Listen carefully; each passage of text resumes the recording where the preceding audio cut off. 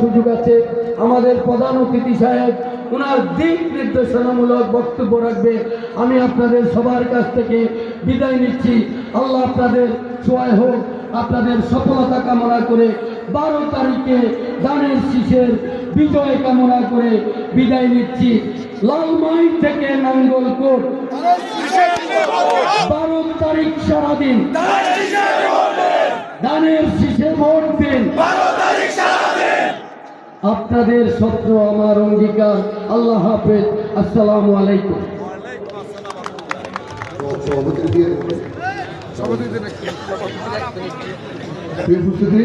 প্রধান অতিথির অনুভূতিক্রমে আজকের সভার সম্মানিত প্রধান সভাপতি এখন 1 মিনিট বক্তব্য রাখবেন। বিসমিল্লাহির রহমানির রহিম।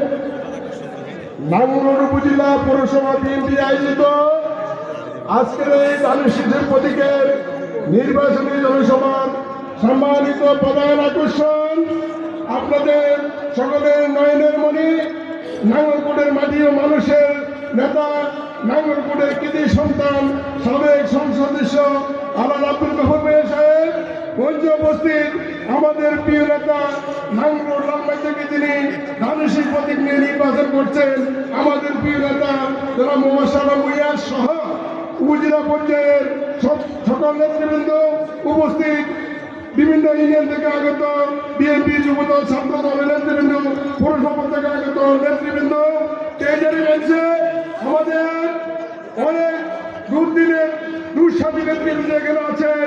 আমরা সময় অভাবে আপনাদেরকে বক্তব্য দিতে পারি না বিদায় আমি প্রার্থীর পক্ষ থেকে, আল্লাহ আব্দুল কুবের পক্ষ থেকে, আমার পক্ষ থেকে আপনাদের কাছে ক্ষমা চেয়ে নিচ্ছি। সম্মানিত উপস্থিতি, বক্তব্য অনেক হয়েছে। আমাদের একটি কাজ, আগামী 12 তারিখ আমাদের জাতীয় নির্বাচন। এই নির্বাচনে আমরা বড় সংগঠন, আমাদের অনেক নেতা কর্মী আছে। আমরা এই কথা বলি, আপনার প্রতিপক্ষকে ছোট ভাবলে হবে না।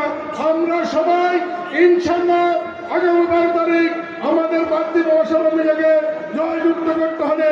এই আগামী 2টা দিন আমাদেরকে অনেক পরিশ্রম কষ্ট করতে হবে, ঘরে ঘরে যেতে হবে।